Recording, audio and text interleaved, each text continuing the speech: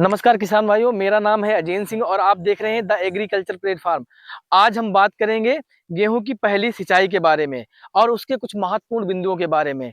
जैसे गेहूं की पहली सिंचाई हमें कब करनी चाहिए, कितनी मात्रा में पानी लगाना चाहिए, पानी की मात्रा जो है और किस दिशा से पानी लगाना चाहिए और कौन सी गलती करने पर हमारी फसल बर्बाद हो सकती है।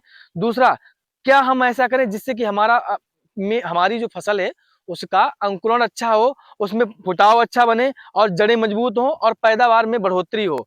और तो इन सारी बातों के बारे में आज हम जानेंगे। सबसे नंबर आता है पहला कि पहली सिंचाई कब करें। तो किसान भाइयों, गेहूं बोने के 21 से 25 दिन के बाद पहली सिंचाई करना सबसे सही माना जाता है।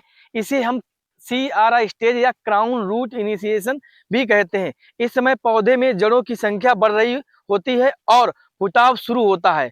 अगर इस समय पानी की कमी हो जाए तो जड़ें कमजोर हो जाती हैं, पौधे में फुटाव कम होता है, बाद में पैदावार को में 20 से 30% की तक घट सकती है। इसीलिए CRI स्टेज में पानी लगाना बहुत ज्यादा आवश्यक है। पहली सिंचाई की गहराई और तरीका: पानी हल्का दें, 1.5 से 2 इंच पर्याप्त है। खेत में पानी ज्यादा खड़ा ना हो क्योंकि इससे बीज या पौधा सड़ने का खतरा बढ़ जाता है। हमेशा ऊंचाई वाले भाग से सिंचाई शुरू करें और ताकि पानी पूरे खेत में बराबर फैले। नहर से सिंचाई अगर कर रहे हैं तो धार कम रखें, तेज पानी न छोड़ें। पहले एक लाइन छोड़कर सिंचाई के करें, उसके बाद में दूसरी लाइन छोड़ें। फिर उसके बाद अगर बोरवेल से सिंचाई हम कर रहे हैं तो करना यह है कि धीमी गति से सिंचाई करें ताकि मिट्टी ना कटे। अगर खेत कड़ा है तो नालियां बनाकर सिंचाई करें और पानी आहिस्ते से छोड़ें। पहली सिंचाई में खाद कौन सी और कितनी डालनी चाहिए, ये इस बारे पे अब बात करते हैं। पहली सिंचाई में दी गई खाद का असर सबसे ज्यादा होता है। यूरिया 30 से 35 किलोग्राम प्रति एकड़ हिसाब से जड़ जड़ की जो बनावट है वो और फुटाव को तेज करता है। यूरिया को सिंचाई के बाद खेत में छींटा करें या घोल बनाकर देना चाहिए। DAP की जरूरत नहीं होती। DAP की जो जरूरत है वो हम जब बुवाई करते हैं तभी पड़ती है। और उसके बाद में फास्फोरस जो है ना, पानी में अगर हम देते हैं तो पानी में फास्फोरस घुलता नहीं है, इस वजह से। इसके बाद में हमको क्या करना है, गंधक, इसका सुपर सल्फर नाम से आता है, 10 किलोग्राम प्रति एकड़ के हिसाब देना चाहिए। इससे क्या होता है, टिलरिंग और दाने के भराव के लिए फायदेमंद होता है। बोरों से छोड़कर ऐसे बोरों से छिड़क करना चाहिए। इसके बाद में जिंक सल्फेट 5 किलो प्रति एकड़ के हिसाब से हमको जिंक सल्फेट देना चाहिए। जिससे क्या होगा, अगर खेत में जिंक की कमी हो तो ही दें, नहीं तो जिंक की कमी अगर खेत में है तो दें, अन्यथा जिंक डालने की आवश्यकता कोई नहीं है, लेकिन फिर भी हमारी फसल अच्छी हो सकती है। इसके बाद हम बात करते हैं कीट रोग के रोकथाम के बारे में, जो पहले पानी के बाद हमें ध्यान देनी चाहिए।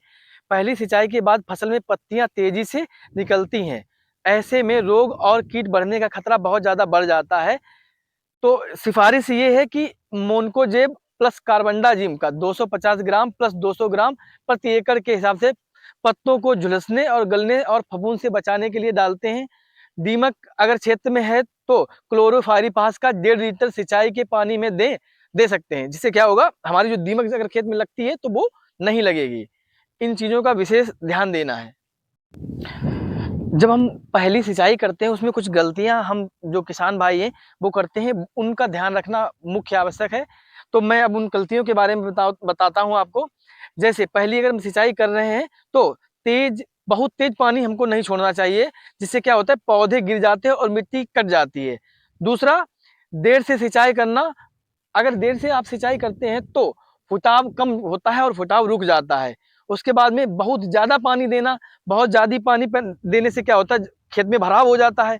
भराव होने से क्या होता है, पौधे की जो पत्तियां हैं वो पीली पड़ जाती हैं और जड़ें उसकी सड़ने लगती हैं। तो पहले पानी जो लगाते हैं उसको बहुत ज्यादा भराव नहीं करना चाहिए।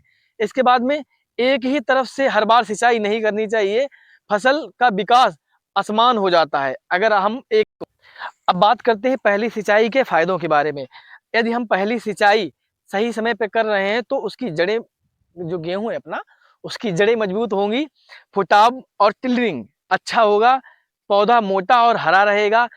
बाद की तीनों सिंचाइयों में पानी कम लगता है तब भी कोई दिक्कत नहीं है। पैदावार में 5 से 6 क्विंटल या 4 से 6 क्विंटल प्रति एकड़ के हिसाब से बढ़ सकती है। यदि हम सिंचाई को समय से करते हैं तो। गेहूं में पहली सिंचाई के बाद में खरपतवार की मात्रा बहुत बढ़ जाती है, तो एक दवाई आती है क्लाइडिनोफास प्रोपाइल 15%। अगर हम उसको 160 से 240 ml प्रति एकड़ के हिसाब से उसका उपयोग करते हैं, तो जो हमारे खेत में घास है, जैसे मोथा, समा, जंगली जई, इस तरह की जो घासें हैं ना, वो पीली पड़कर धीरे धीरे 2-3 से 4 दिनों में सूख जाती हैं। यदि चौड़ी पत्ती वाले ज्यादा खरपतवार हो रहे हैं आपके खेत में, तो आप क्लाइडिनोफास और मेटा सल्फोसुल्फान का मिश्रण मिला के 160 से 200 ml प्रति एकड़ के हिसाब से घास वाले खरपतवार जो है, चौड़ी पत्ती वाले खरपतवार हैं, और जो मोथा और बथुआ इस तरह के जो खरपतवार हैं, दोनों खरपतवार जो है उससे सूख जाएंगे, और या तो जर्मिनेशन ही कम होगा उसका।